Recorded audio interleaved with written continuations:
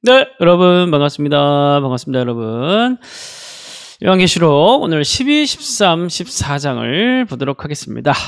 여러분, 요한계시록은 아주 고도의 논리성을 가지고 있습니다. 그래서 우리가 단락 구조를 잘 나눠서 요한계시록을 읽는 게 굉장히 중요합니다. 이 단락들을 어떻게 나눠지는지 잘 모르고 그냥 막 읽다 보면 무슨 말인지 하나도 몰라요. 그래서 여러분, 어느 정도라도 여러분들이 이렇게 성경 365 따라가면서 읽는 게 중요한 게, 제가 이렇게 그래도 큰 단락들을 좀 나눠 드리잖아요. 그래서 뭐 어떤 이야기가 어떻게 전개되고 있는지 그 맥락들을 설명해 드리잖아요. 이런 것들 잘 기억하면서 읽으시면 훨씬 더 여러분들이 본문의 의미를 파악하는 데 용이할 것입니다.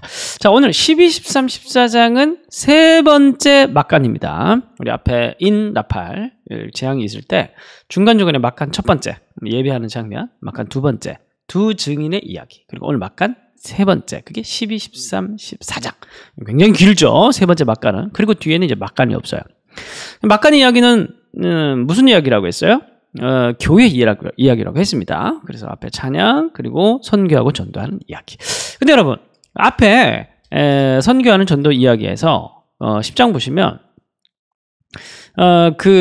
두 증인의 사역이 10장 11장에 그 두 번째 막간 이야기가 나오는데, 이 두 증인이 어떻게 되냐면은 막 핍박을 받아요. 핍박을 받아가지고 11장 7절을 보면은 그들을 이기고 그들을 죽일 터인데 뭐 십체가 버려졌는데, 그리고 11장 9절을 보면은 11장 11절을 보면은 3일 반 후에 살아난다, 이렇게 얘기합니다. 3일 반 동안 버려졌는데, 3일 반은 뭐냐 하면은 7일의 중간이죠. 그러니까 일시적인 순간을 상징하는 숫자가 3.5입니다. 3.5. 그래서 잠깐 이제 버려졌는데, 그러나 3일 반 뒤에 이제 부활했다고 하니까 7일이 되는 거죠. 그 얘기를 이제 앞에 했었습니다. 그리고 이제 7번째 화가 있었고, 그리고 12장에 와서 다시 또 막간이 시작되는 거예요. 그럼 잘 보세요. 앞에 얘기가 무슨 이야기에 지금 맥락이 있었어요. 두 증인의 순교와 핍박당하는 얘기가 있었어요. 그럼 그들의 모습은 교회의 모습이죠. 지금 당장 에베소에 있는 교회들이 그렇게 핍박을 당하고 있고, 또 오늘날 교회의 모습들도 뭐 오늘 우리가 핍박이 있는지 없는지 잘 모르겠지만, 사실은 교회사를 볼 때 교회는 늘 핍박당하고 박해당해 왔었습니다. 빛이 있으면 어둠이 빛을 싫어해요. 그것과 마찬가지로 늘 빛의 삶이라는 것은 이렇게 두드러지고, 그리고 이제 박해를 받을 수밖에 없습니다. 자, 그런데 교회가 당하는 그 핍박과 박해는 누구 안에 있는 핍박과 박해입니까? 예, 말했죠. 예수님의 십자가. 예수님의 고난 안에 있는 십자가, 고난 안에 있는 고난인 겁니다. 그 얘기가 이제 12, 13, 14장의 얘기예요. 그래서 12장에 보면은 하늘에 큰 이적을 보이니 해를 옷 입은 한 여자가 나타납니다. 여러분, 그 헬라어에서는 그 단어가 성이 있습니다. 에클레시아. 이 단어는 여성형 명사입니다. 교회, 여자, 여성형 명사. 교회예요. 교회를 가리키는 겁니다. 근데 이 교회가 누구를 낳습니까? 교회가 누구를 품고 있습니까? 바로 아이를 베어 해산하게 되었다고 얘기를 하죠. 그래서 이 아이를 죽이려고 하는 게 바로 붉은 용이 죽이려고 합니다. 누굴 얘기하는 거예요? 바로 헤롯을 얘기하는 거죠. 헤롯을 얘기를 하고, 그리고 이제 헤롯을 피해서 도망가죠. 그리고 1260일을 계산해보면 3.5년입니다. 3.5, 뭘 가리키는 숫자라고 얘기를 했습니까? 일시적인 것을 상징하는 숫자. 일시적으로 도망이 간 거예요. 그러면서 이제 이 마태복음에 나타났던 그 예수님이 태어나셨던 그 당시의 상황을 이제 얘기를 하고 있습니다. 왜 얘기를 하냐면은 앞에 교회 핍박 얘기했잖아요. 예수님도 날 때부터 핍박을 당하고 이렇게 쫓겨다녔다는 겁니다. 그 권력자들로부터. 그 로마에 의한 박해 아래 놓여 있었던 교회. 예? 처음부터 예수님께서는 권력자들을 쫓겨다녔다는 거예요. 자, 그런데 12장 7절부터 12절까지 보면 그 앞에서 용이 여자가 낳은 아들을 죽이려고 했습니다. 그럼 용은 도대체 누구냐? 헤롯 대왕은 누구고 로마의 황제는 누구고 도대체 이들 뒤에 있는 건 누구냐? 그 용의 실체가 뭐냐? 이제 그 얘기를 하는 거예요. 그래서 이제 보면 13장 7절부터 12절까지 보면 이제 우리가 잘 알고 있는 그 하늘의 전쟁, 그리고 용이 쫓겨나죠. 그리고 뭐 이런저런 우리가 잘 알고 있는 뭐 그런 내용, 사탄이 쫓겨난 그런 얘기가 나옵니다. 그러니까 중요한 건 뭐냐 하면 이제 12장 11절 보면 어린 양의 피와 자기들이 증언하는 말씀으로서 그를 이겼으니 그들은 죽기까지 자기 이렇게 얘기를 합니다. 그냥 결국 핵심 뭐냐 하면 이미 이겼다는 거예요. 이미 용과 짐승에게 이겼다는 겁니다. 이겼다는 걸 얘기를 하는 겁니다. 자, 그리고 이제 12장 17절 보면 용이 여자에게 분노하여 돌아가서 예수의 증거를 가진 자들과 더불어 싸우려고 바다 머리 위에 서 있다.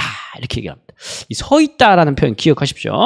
12장 10절에 용이 그렇게 이제 패퇴하고 하늘에서도 패퇴하고 땅에서도 지금 패퇴하고 지금 이제 또 서 있습니다. 왜냐하면 이제 사람을 협력자를 구하려고 하는 거죠.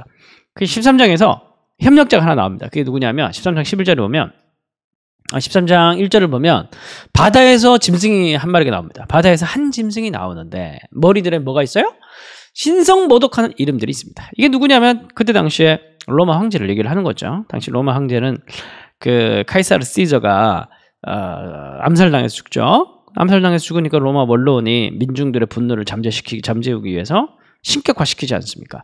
그러면 카이사르 시저의 이름을 가지고 태어나는 그의 혈육들은 자동적으로 신의 아들이 되는 겁니다. 그래서 막 칼리굴라라든지 도미티아누스 황제라든지 이런 애들은 자기네가 신이라는 사실에 대해서 너무 지나치게 생각을 했어요. 뭐 그렇지 않은 황제들도 있는데 얘들은 지나치게 생각했어요. 그래서 많은 기행들을 벌이고 막 그랬는데 도미티아누스 황제 같은 경우에는 자기를 경비하게 하도록 강제시켰는데 제국을 말을 안 듣는 애들이 둘이 있는 거야. 유대인과 그리스도인. 둘 다 유일신을 가지고 있는 애들이죠. 그러니까 이 신성모독하는 이름을 가지고 있는 자들은 로마 황제를 얘기를 하는 겁니다. 그래서 13장 3절을 보면은 얘가 예수님 흉내를 내요. 그의 머리 하나가 상하여 죽게 된 것 같더니 그 죽게 되었던 상처가 나으며 온 땅이 놀랍게 여겨. 이게 예수님 모습 아닙니까? 지저스 패러디를 한 거예요. 그래서 4절 보니까 용이 짐승에게 권세를 줘서 막 이렇게 대리로 싸우게 하는 겁니다. 그러니까 그 근본에는 사탄 마귀가 있고 그 흑암의 권세가 이 흑암의 권세가 이제 로마 황제 뒤에 있는 겁니다. 그러면서 이제 교회를 박해하고 막 그렇게 있는 겁니다. 그리고 이제 11절에 보니까 내가 보면 또 다른 짐승에서 땅에서 올라와요.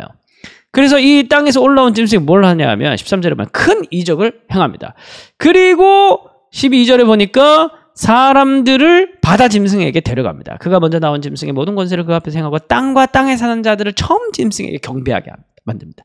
그러니까 이게 성령께서 역사하시죠. 기적을 행하시죠. 그러면서 성령께서 예수께로 사람들 데려갑니다. 예수님께서는 이 백성들을 모아서 하나님께 바칩니다. 이 삼위 하나님의 역할을 용과 바다에서 나온 짐승과 땅에서 나온 짐승이 패러디를 하고 있는 거예요. 이 이단의 모습이라는 겁니다. 미혹하는 자들의 모습. 그렇게 지금 그려내고 있는 겁니다. 그러니까 이게 단순히 먼 미래에 일어나게 될 사건이라기보다는 지금 당장도 일어나고 있는 사건이죠. 원래 유사한 것들이 제일 이상한 것들이 많잖아요. 그죠? 비슷하게 해놓고 나중에 알고 막 들어가 보면은 다 이제 핵심적인 게 틀려 있으니까 그게 용의 세력들의 모습이라는 겁니다. 그래서 미혹해하는 걸 조심하라는 겁니다. 그래서 계시록 2장 3장에 보면 7 교회에 대한 얘기를 할 때 계속 반복해서 하는 내용이 뭐냐면 니골라당을 조심해라. 이세벨 같은 자를 조심해라. 너희를 거짓 교훈으로 꼭 꿰이는 자를 조심해라. 그거 넘어갔으면 너 회개해라. 그러면서 계속 그 얘기를 한 겁니다. 이게 뭐냐면 미혹해하는 영들의 역사라는 겁니다. 14장에서 중요한 건 뭐냐면 다시 하늘을 보라는 것. 다시 카메라를 하늘에 딱 비춥니다. 14장 1절에 보니까 또 내가 보니 보라 어린 양이 어디에 섰어요? 시온산에 섰습니다. 시온산은 무슨 산이에요? 성전이 있는 산, 약속의 산, 언약의 산. 아까 앞에는 용이 어디 섰어요? 바다 머리 위에 탁 서 있는 거예요. 여기선 반대편 누가 서 있어요? 어린 양이 시온산에 탁 서 있는 거예요. 뭐 게임이 되겠습니까? 그러면서 이 모습을 본 이 또 14만 4천 땅에서 성령함을 받은 14만 4천 14장 3절에 막 노래를 부르는데 이 노래는 구속함을 받은 사람 외에는 배울 수가 없다.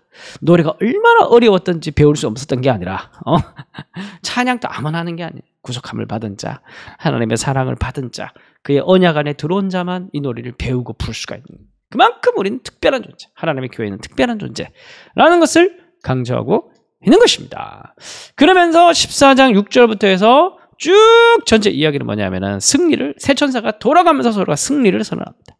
이미 승리했다. 승리했다. 그러면서 이렇게 선언하면서 다 구원과 심판을 얘기를 하면서 선언하고 마치는 게 14장의 이야기입니다. 심플하죠? 어렵지 않죠? 네, 간단합니다. 오늘 결론 및 적용의 말씀입니다. 14장 12절 말씀을 보시면 성도들의 인내가 여기 있나니 그들은 하나님의 계명과 예수에 대한 믿음을 지키는 자다. 이렇게 성도에 대한 정의, 이제 이런 시대. 결국 교회의 책이에요. 계시록은 이런 시대 가운데, 미혹해하는 이런 시대 가운데 예수님을 흉내내고 성령님을 흉내내고 하나님을 흉내내고 하나님의 자리에 앉아있는 그 시대. 제가 저 지금 이제 우리가 이제 송구 영신 예배 뭐 이렇게 이제 연말 지나고 막 그러지 않습니까? 연말 다 돼가고 그러지 않습니까? 제가 송구 영신 예배 준비하면서 이렇게 인터넷 이렇게 뭐 찾아보다가 갑자기 신천지 송구 영신 예배 영상을 봤어요. 내가 보려고 본 게 아니고 이렇게 추천을 하더라고. 궁금해서 가서 봤죠. 그랬더니 막 장구 치고 막 노래 부르고 막 약속의 사자가 오십니다. 그러면서 막 부채 탁 들고 막 흰 옷 입고 막 늙은이가 걸어오니까 막 옆에서 막 그러고 막 와서 여러분, 하나님의 자리에 앉은 거죠, 그죠? 하나님의 자리에 앉은 거. 결국 우리가 이런 미혹해하는 역사가 먼 미래에 일어날 게 아니라 지금 일어나고 있는 거예요. 그 뒤엔 용이 있고, 그죠? 용이 대리자가 되어서 땅에 올라온 짐승, 바다에서 올라온 짐승들인 거예요. 그 옆에는 또 누가 붙어 있어요?